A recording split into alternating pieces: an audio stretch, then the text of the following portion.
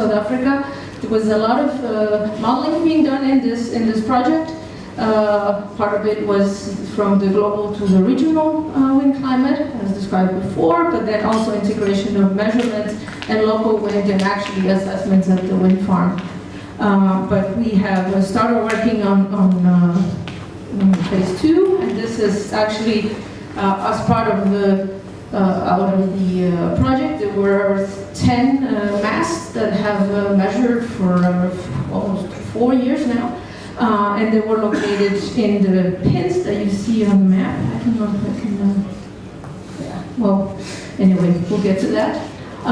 The data is available, all free for anybody to use. And then also as part of the project, we developed this map for all areas, mostly around the coast.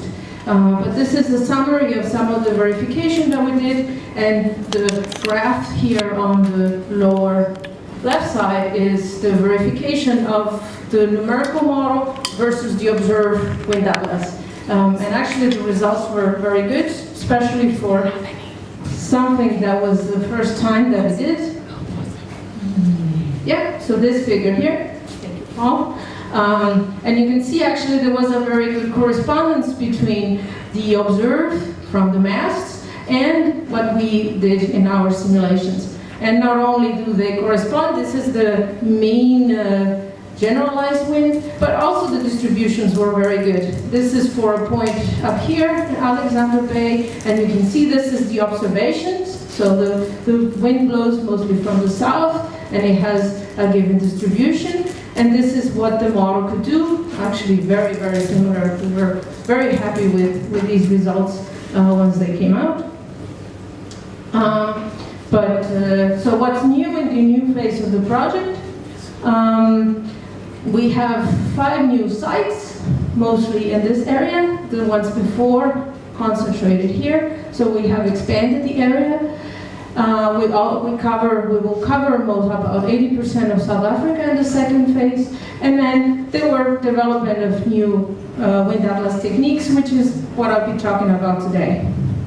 So one of the main problems is that, of course, we can verify the wind atlas, but we can only really verify it at the place that we have measurements. And this is about 10 points in a huge, enormous area. So we know more or less what the errors at these points, but do we know anything about the rest of South Africa? How good are these modeling results? So how we can estimate the uncertainty of these maps? And what we put forward in the new proposal was to try to borrow techniques from other disciplines that use some sort of error estimation. So one of them is from the weather forecasting world, and from the climate change fields. And I'll give you a couple of examples of that. In the weather forecasting, you know that, of course, sometimes your forecast is good, sometimes your forecast is bad. It seems to vary from day to day. And the reason for this is that when you start a forecast, you have errors in the initial conditions. And because of the nature of the weather forecasting and the nature of the atmosphere, some of these errors tend to grow, and sometimes they grow a lot from day to day, sometimes they don't grow so much from one to day. And actually, the meteorologists use this information to try to figure out, is my forecast for 2 days from today good, or is not? And what they do is they try to look at the spread between these simulations to give you an idea of that uncertainty. So essentially, you have what they do is that they do several forecasts. They do an ensemble of weather forecasts every day, and they figure out what is the spread. And things will look a little bit like this. This is a map. You probably don't know what this is. This is the 500 millibar height. It doesn't matter what it is. But what they do is they make these, what they call spaghetti diagrams, and they show the results for all of these different ensembles together. And the idea is that when all the models agree, you probably have a more certain forecast, and when they all disagree, like here in the western US, they disagree. And so they have maps of the spread, and they have used techniques to estimate that one is the error based on this spread. Another example of using ensembles coming from climate change, and that was good to have a question on that. But you probably heard about the IPCC, the International the Climate Change Assessment Report. The last one is the 5th report that was launched in 2014.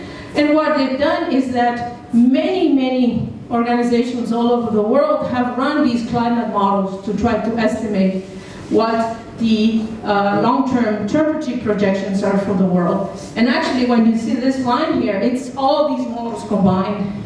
So there's probably over 100 models that have been run. And the idea here is exactly the same.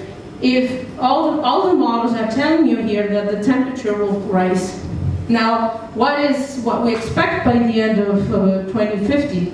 Well, there's a lot of spread among the models. So they've used that information trying to put together all the models together to come up with the most likely scenario for 2050. So they also use this ensemble approach to try to estimate what the temperature will be at a given time and what the chances of that happening are. So the idea here is, can we borrow some of these techniques for a wind atlas estimation? And the question is, well, maybe.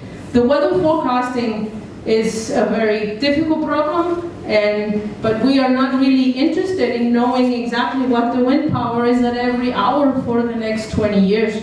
That's not what it matters for a wind atlas. What we want for a wind atlas is that distribution over the 20 years, right? So it's not weather forecasting.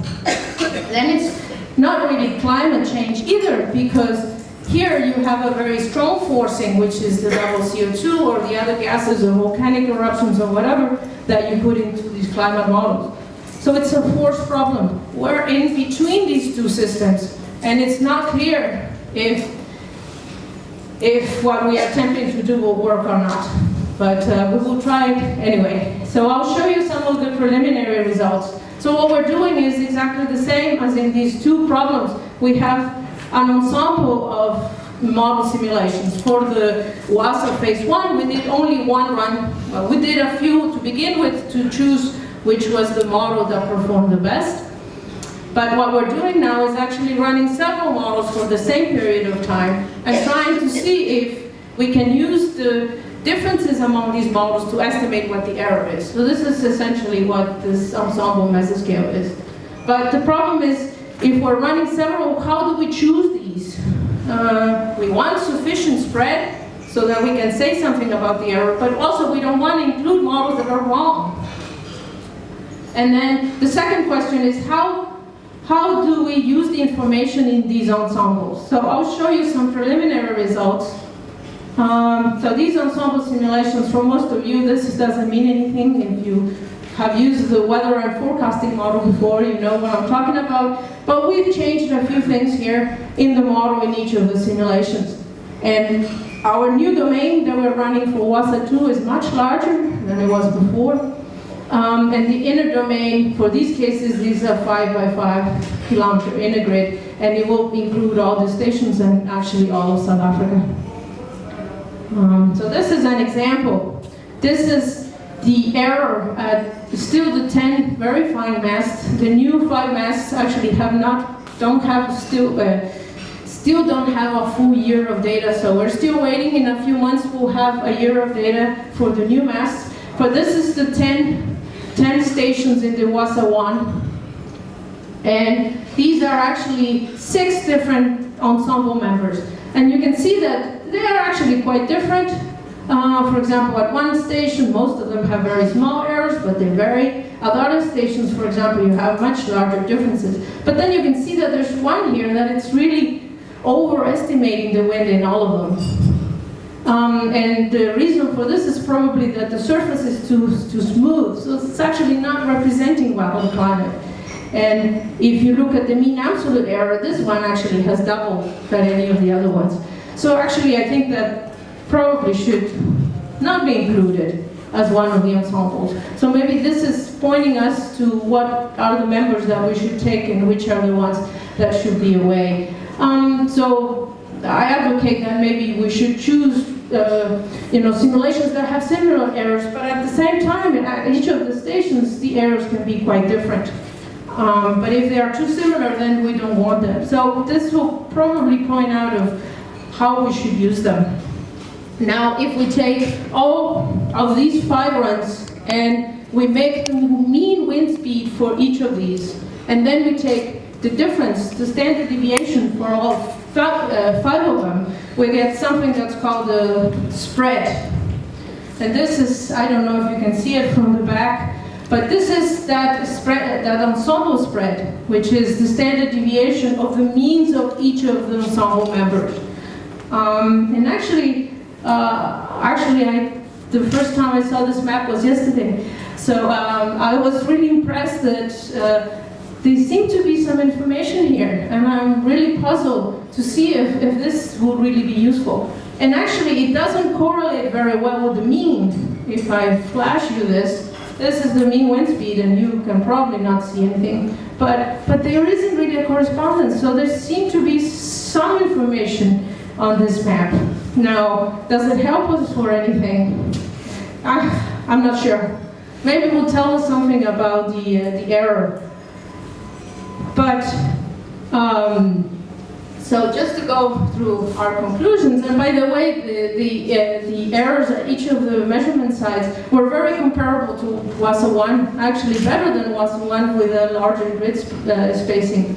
So the results are very comparable. Now, how do we use these ensembles? They seem to be pointing into that there is some information here, but we need to do much further analysis of the errors.